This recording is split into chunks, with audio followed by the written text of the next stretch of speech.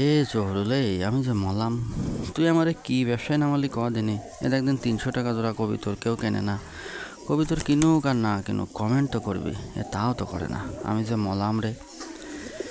একটা ঘটনা বলি আপনাদের।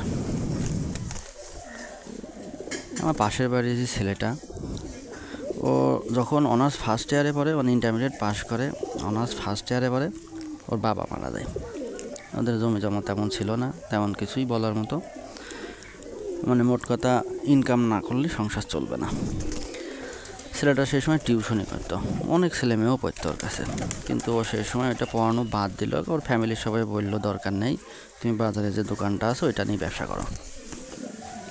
তো ছেলেটা যাই হোক বাজারে ব্যবসা শুরু করলো। মিস্ত্রির কাজ করতো ছেলেটা, কিন্তু ওর বাবা বাঁচা থাকা অবস্থায় ওর বাবা ওকে কখনোই কাজ শেখায়নি।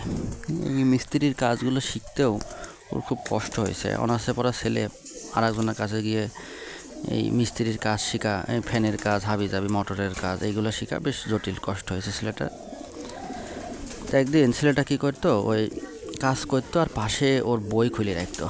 ও আবার ম্যাথমেটিক্সে অনার্স মাস্টার্স করছিল, মানে গণিতে, অঙ্কে। তো অঙ্ক করারও সময় ছিল না, ও হাতের কাজ করতো আর পাশে বইটা খুলে রেখে দিত। ওই চোখ বোলাইতো আর কি, অঙ্কটা কীভাবে সলিউশন নামে এসেছে, সমাধান কীভাবে হয়েছে। আবার চাকরি বাকরির বইগুলোও অমন পাশে রেখেই মিস্ত্রির কাজ করতো, আর বইটা পাশে একটু গোপনে রেখে দিত, যাতে মানুষ আবার টিটকারি মারতো অনেকে, পাশে গোপনে রেখে দিত, দিয়ে টুকটুক করে পড়তো। আচ্ছা, আর একটা ব্যাপার বলি, টিটকারি মারা যখন যেহেতু বললাই, মানে মানুষ আর কি করে আর কি। তো একদিনও কাজ করছে মিস্ত্রির, আর একটা ভাই সে আবার আসলো, এসে বলছে, কী গো রাকি, তোমার হাতে কি? তো ছেলেটা বললো, আমার হাতে কালি। বললো, তোমার পাশে কি? বললো, পাশে বই। তো বললো, ঢাকাতে মানুষ মেসে থাকি, দিন রাত পড়াশোনা করি, তাই চাকরি পাচ্ছে না, আর তুমি মিস্ত্রির কাজ করি 10 মিনিট পরই তোমার চাকরি হবে? তো ছেলেটা তখন উত্তর করেছিল যে, ভাই আমার চাকরি হোক না হোক পরের কথা, আমি তো ব্যবসা করছি, ব্যবসা করব, আর একটু শখ আছে চাকরি করার, তাই বইটা একটু পড়ছি। তো ওই মানুষ এমনই আর কি মারত, যার কারণে ছেলেটা বই এমন পোলাই রেখে টুকটুক করে পড়তো। আচ্ছা যাই হোক, অনার্সটা যখন শেষ হলো, অনার্সটা শেষ হলে পারে সে ছেলেটার মা হঠাৎ করে স্টক করলো, স্টক করে এক সাইড পড়ে গেল। মাটা বোনের কাছ থাকলো, ছেলেটা বাড়িতে সম্পূর্ণ একা হয়ে গেল।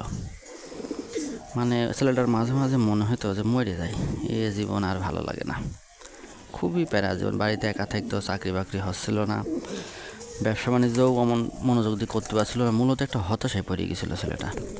তারপরেও সে হাল ছাড়েনি। প্রথমে একটা ওষুধ কোম্পানিতে চাকরিতে গেল ছেলেটা, তারপরে কারণ ওর মা স্টক করার কারণে ব্যয় বাইরে গেল অনেক, ও কোনোদিন সরকারি চাকরির পরীক্ষাও দিতে যেতে পারেনি। গেল একটা ওষুধ কোম্পানির চাকরি করতে। ওষুধ কোম্পানির চাকরি করতে যাই দেখলো যে এই সকাল থেকে রাত 8টা থেকে, সকাল 8টা থেকে রাত 1টা পর্যন্ত ডিউটি। মার্কেটে এত সময় থাকা লাগে, মানে আর ম্যানেজারের ব্যবহার খুবই খারাপ, টার্গেট দেওয়া থাকে, মানে ছেলেটার কাছে খুব কষ্ট হচ্ছিল। যখন ওরা 6 মাস এজ আছে, তখন ওর বোনের সাথে কথা বলে, কথা বলি বোন বলে ওর কাছে তখন 1,60,000 টাকা গোছাতে পারিছে এই কোম্পানির চাকরি করে।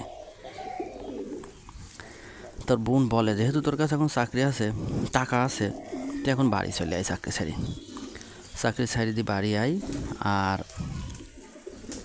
মার যে ওষুধ খরচ লাগে ওষুধ খরচটা দিবি, আর তুই খাবি 6টা মাস, তাহলে তুই বসি খাতে পারবি।